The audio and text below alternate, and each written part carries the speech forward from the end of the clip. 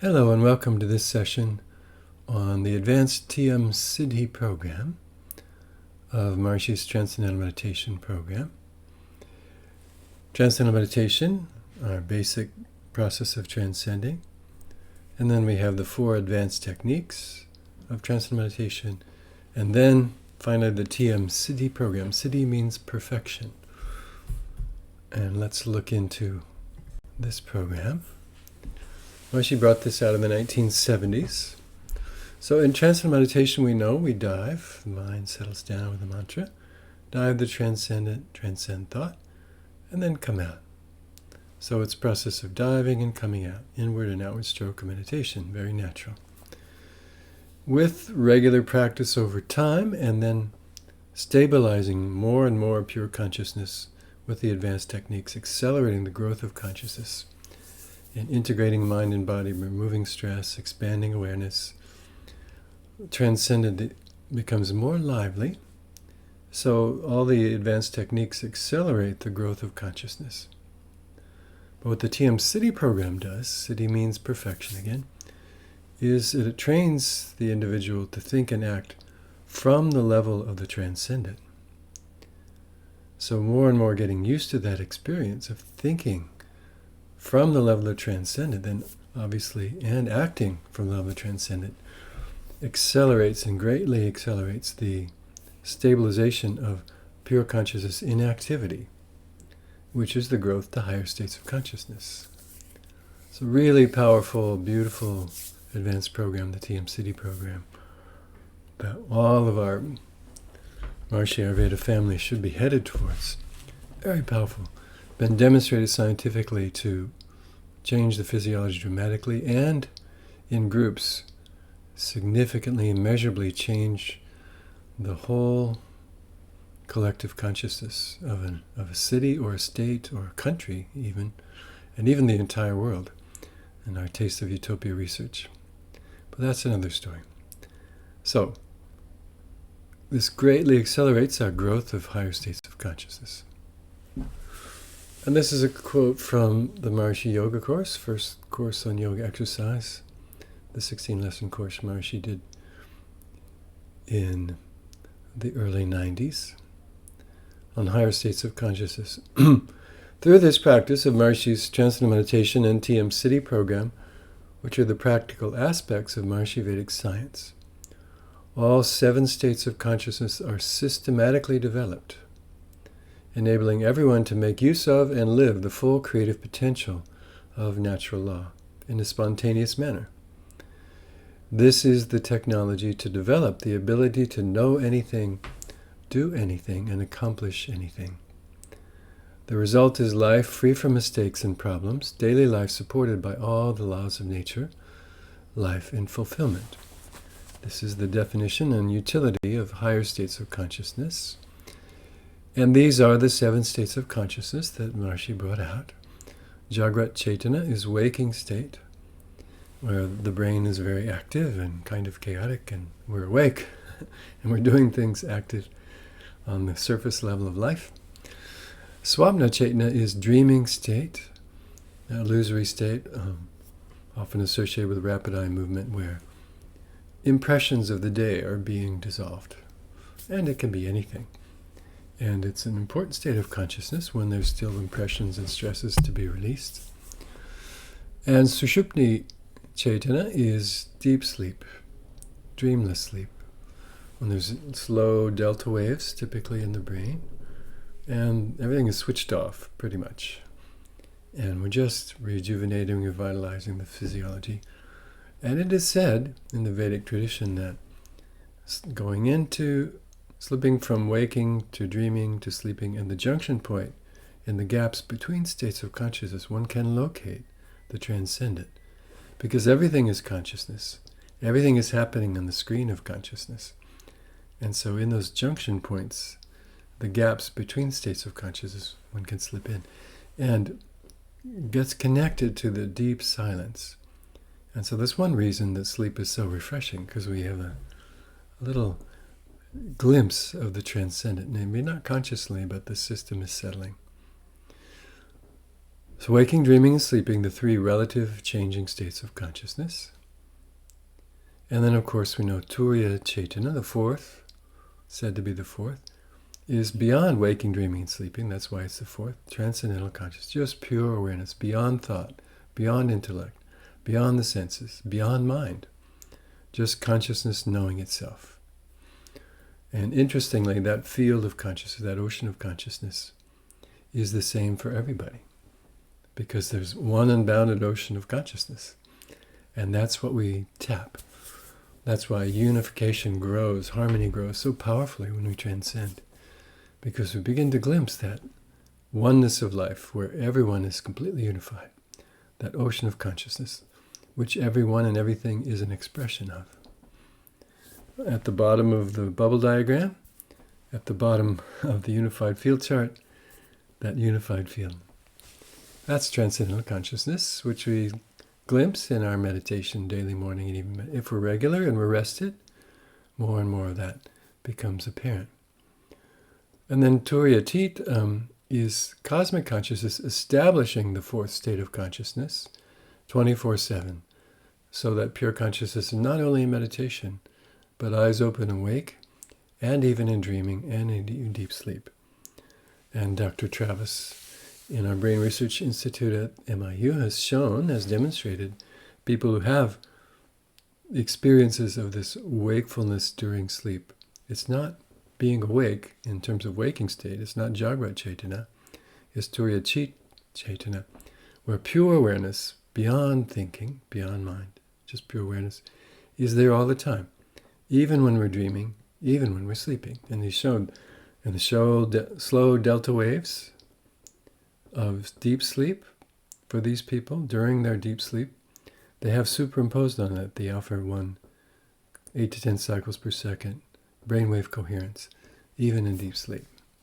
It's experimental confirmation of higher states. That's cosmic consciousness. And Bhagavad Chaitanya is God consciousness, refined cosmic consciousness.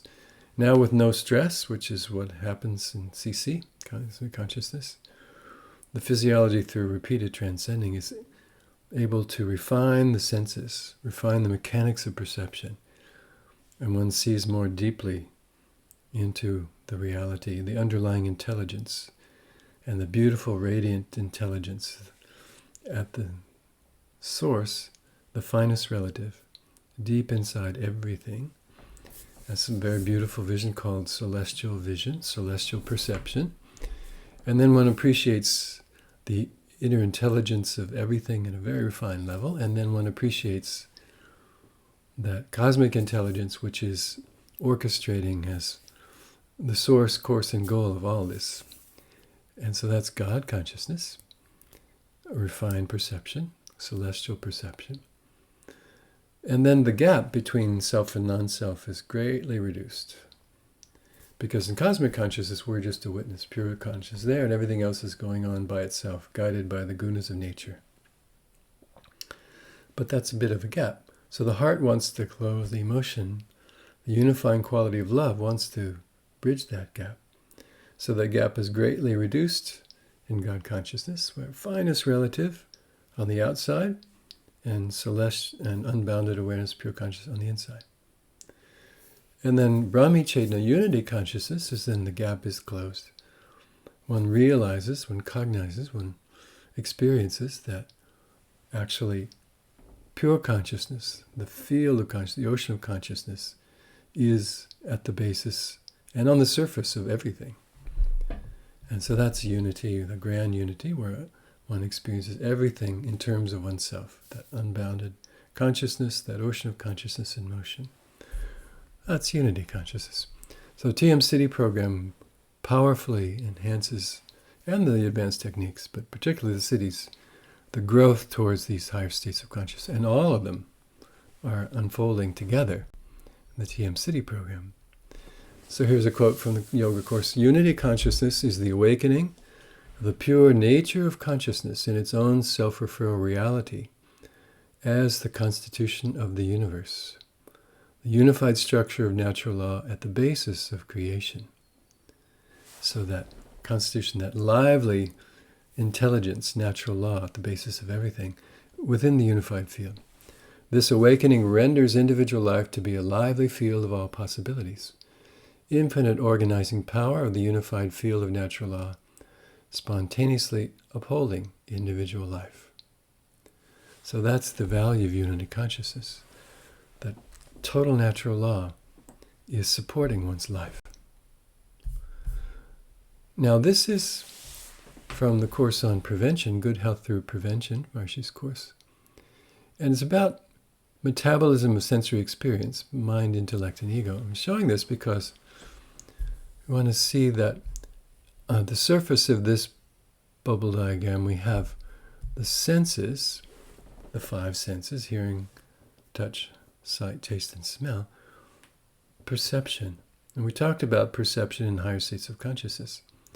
So in waking state, the perception completely overshadows the self, and we've lost the self. We're just involved in the object. That's called bondage or identification.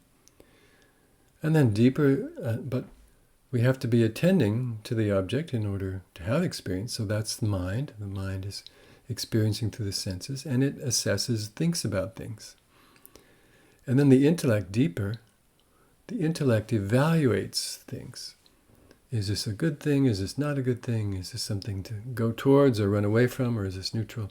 What's the value of this thing? That's the intellect.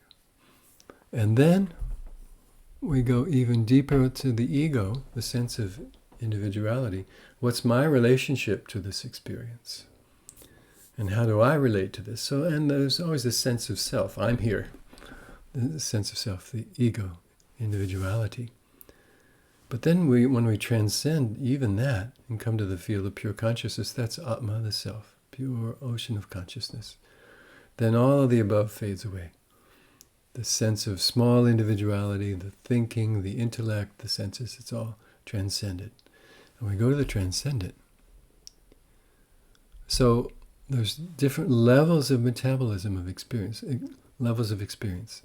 The senses, the mind thinks, the intellect decides, evaluates, and the ego is the experiencer.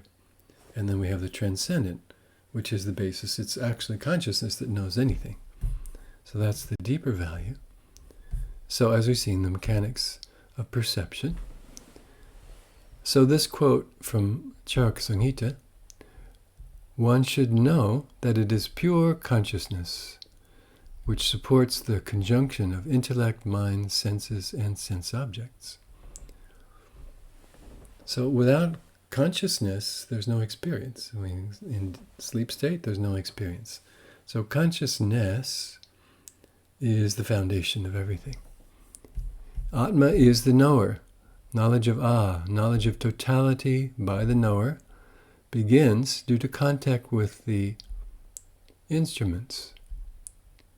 But it does not happen if the instruments are not free from impurities or if there is no contact. One cannot see the real object when looking into a dirty mirror or into muddy water. Similarly, one cannot perceive reality when the mind is afflicted. Beautiful quote from Charaka Samhita, from Sharirasthana. That's a beautiful section, Sharirasthana. Sharira means body.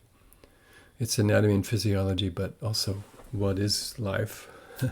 And so in Charaka, right there, it's talking about Atma, consciousness, the knower. That's the knower. That's consciousness.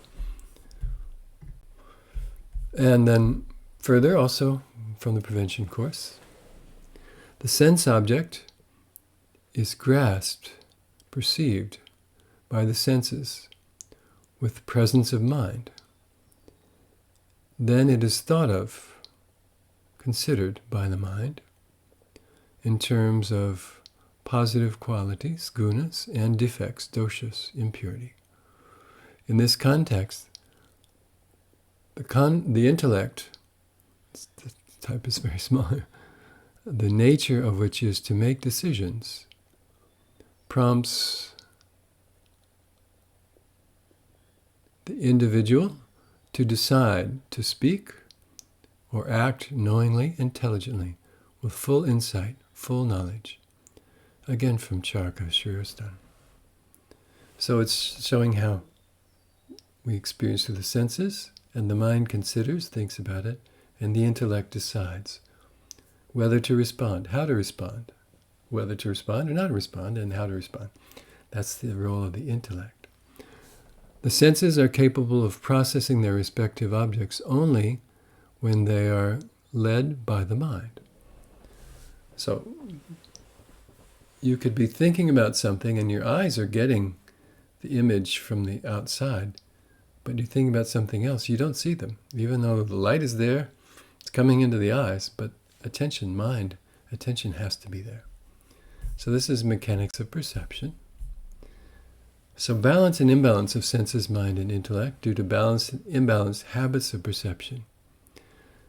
When the senses, along with the mind, become imbalanced or vitiated due to excessive, insufficient, or wrong or harmful contact with their objects, it causes obstruction, impairment of the intellect. On the other hand, when due to proper contact, the senses and mind, come back to their natural state, the intellect develops its natural capacity. So the intellect is very key here, how we assess our experience. But if there's been wrong contact with this through the senses, then it disturbs the intellect. Simple example.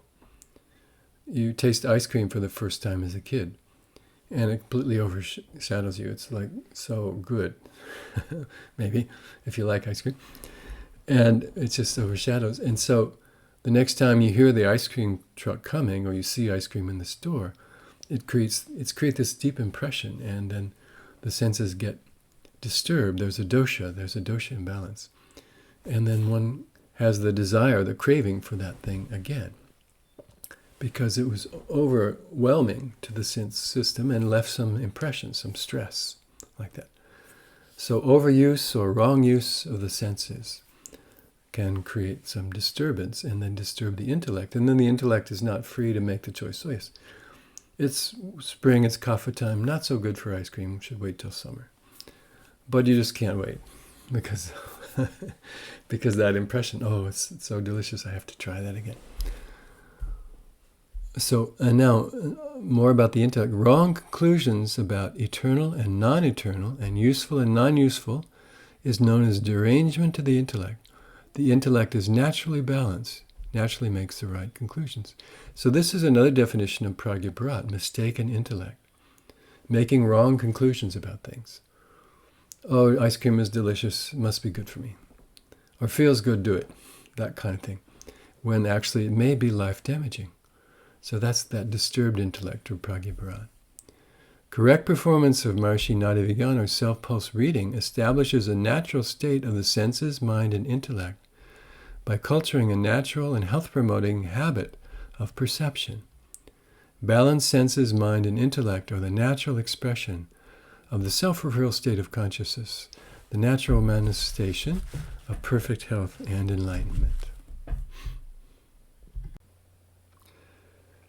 Now this slide shows more holistic response of the brain to sensory stimuli through Maharishi's transcendental meditation, a study done by Dr. Keith Wallace and Professor Lubimov of the Moscow Brain Research Center in the 90s. And the method during the practice of TM, the processing of sensory stimuli were examined by measuring the fluctuating pattern of electrical activity in the scalp following a very weak stimulation of the nerve in the left wrist. So they stimulated the left wrist and they measured 21 points on the brain. And you can see the little dots of these little electrodes measuring the EEG, electrical activity of the brain.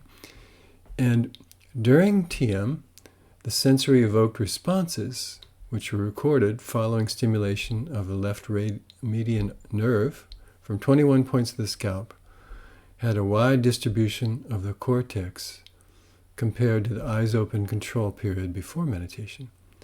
So on the left we have a small area of the brain in the primary somatosensory cortex. On the right of the brain, because they're stimulating the left wrist and it crosses in the medulla, the signals coming from the body cross over and go to the opposite side of the brain. So you see the blue area, that's where the primary somatosensory cortex is for that sense of touch in the wrist. But during TM, it's much larger area of the brain is involved in that sensory experience. So the interpretation is that it shows that during TM, there is an increase in the area of the brain, of the cerebral cortex and the thalamic nuclei, taking part in the perception of specific information, and an increase in the functional relationship between the two hemispheres of the brain. That's also significant. Left and right brain have many similar functions, but some dissimilar functions. Left, we know, is thought to be more mathematical, analytical, specific, and the right side more general, more musical, more intuitive, more holistic kinds of functions. So more of the brain's engaged during transcendental meditation. And these and other studies further indicate that TM and the TM Sidhi program provides a systematic means to mobilize the hidden reserves of the brain and unfold the full creative potential of the individual. So again, confirmation that using more of the brain during TM. And now we come to the TM Sidhi program, specific research on the TM Sidhi program during Maharishi's yogic flying.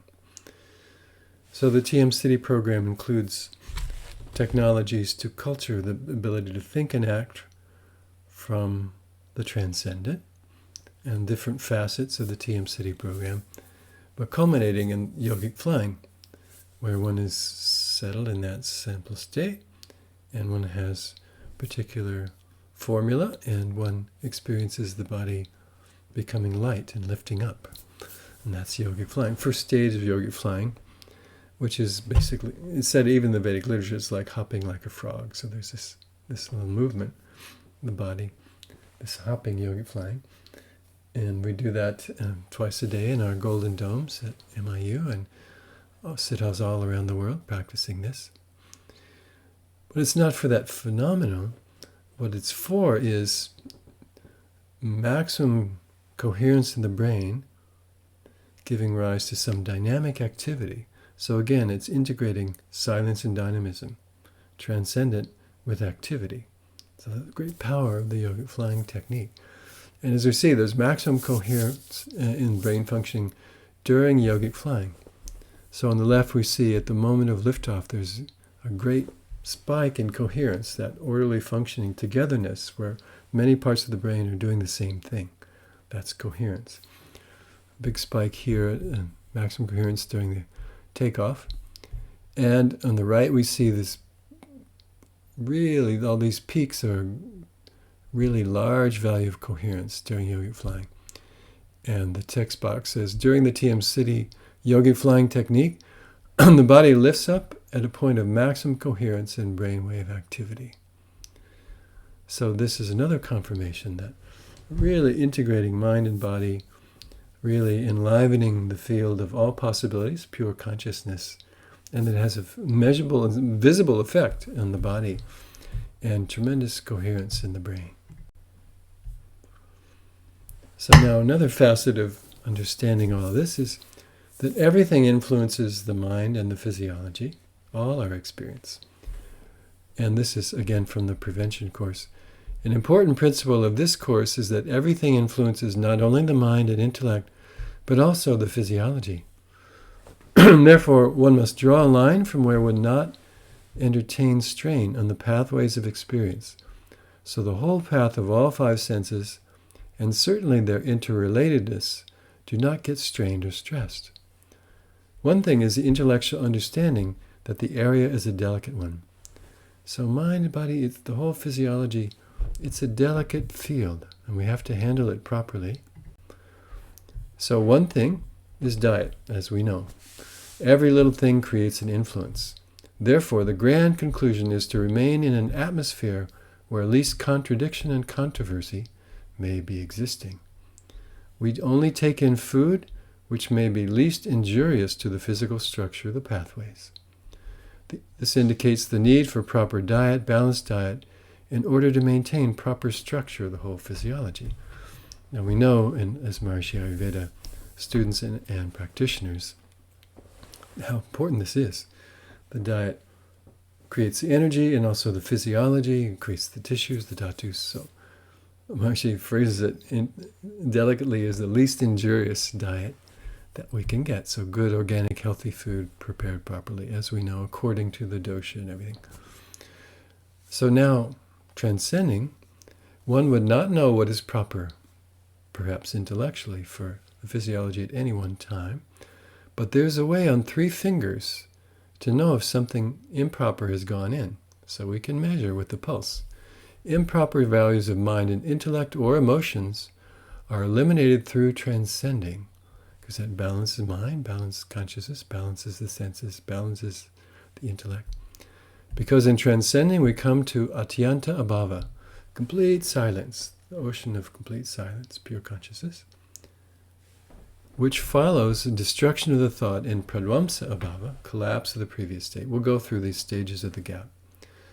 So the thought collapses, or the mantra dissolves, the thought dissolves, and we transcend atyanta bhava, pure consciousness, resulting in complete vacuum, self-referral, pure consciousness, pure intelligence. From there, that pure intelligence, any thought is a balanced thought. Beautiful phrase. From pure consciousness, any thought is a balanced thought.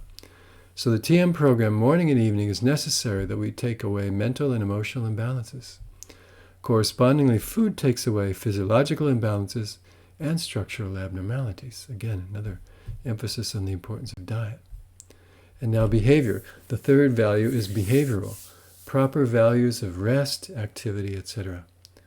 Fatigue plays a part in stresses and strains by influencing the structure of the pathways of the senses, mind, intellect, brain, which creates abnormalities. The knowledge of this course makes one aware of the great delicacy with which daily life has to be lived. So transcending, proper diet, and proper behavior, proper routine, behaving properly with others, all are important for prevention and for balance and for higher states. So this is the prevention course again, handling the nervous system.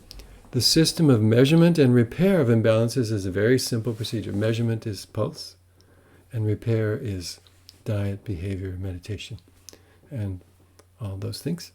This is the efficiency of the healthcare of Maharishi Vedic approach to health. This gives us the ability to handle easily the great delicacy and complexity of structural and functional properties of the nervous system. From Maharishi Vedic approach to health, good health through prevention, Maharishi Vedic University 2006, all the previous few slides also. Lesson 15. Now we talked about the 4 stages of the gap, and this is between syllables in the Vedic literature. The same mechanics is in the consciousness and the physiology when we transcend, or even between thoughts. The same collapse of the previous thought or sound into silence, and then all possibilities, and the emergence of the next thought, or the emergence of the next sound in the Vedic literature. Same mechanics. 4 stages of the gap in the process of evolution. According to Maharishi Vedic science, the self-referral dynamics of the evolutionary process takes place in the gap between the initial state and the newly created state, and it has 4 stages. So the gap is the transcendent, the unified field, pure consciousness. So pradvamsa abhava is the collapse of the initial state. Maybe it's a thought going into the gap. Maybe it's a sound in the Vedic literature. Or in this case, maybe there's the mantra in a very fine state, and then it dissolves. And 2 is atyanta abhava, complete silence, total silence, pure awareness. And then in 3, step 3 stage, anyonya abhava, is self-referral activity within the silence. The silence is not inert. It's all possibilities. It's lively silence. It's total knowledge. So that self-referral activity, consciousness moving within itself. And then based on what came before, and perfect memory and total knowledge, then the right thing emerges as the next sound, the next thought, the next stage of our meditation. So then pragabhava is emergence of the new value. So the process of transcending. And in the TM Sidhi program, we repeatedly slip in and out of the transcendent, learn how to think and act from that fine level of the transcendent. Very powerful technology. So coming to our health tip for this session, the TM Sidhi program trains one to think and act from the level of pure consciousness, the self-referral field of all possibilities. Tremendous growth of consciousness, tremendous growth. So the steps are, first, practice transcendental meditation regularly, morning and evening, for some time, a couple of months at least. And then get the TM advanced techniques, and there are 4 of them. And the first one is the night technique, where you actually do something before sleep to engage the whole night's sleep to help develop consciousness. It's amazing. And then there are 4 advanced techniques. And then one is eligible to learn the TM Sidhi program. If someone moves to Fairfield and is committed to going into the dome, then they, an MIU student full-time at the university or someone in Fairfield, they don't have to do the 4 advanced techniques before they do the TM Sidhi program. So those people who are committed or being here, they can do it quickly. We'd still recommend the advanced techniques even after the TM Sidhi program, but if one's in the field and not here, in coming to the dome, then we learn the 4 advanced techniques and then the TM Sidhi program. So number 1, regular meditation. Number 2, get your advanced techniques. And then next step would be the TM Sidhi program. And I wish you all speedy progress in that direction.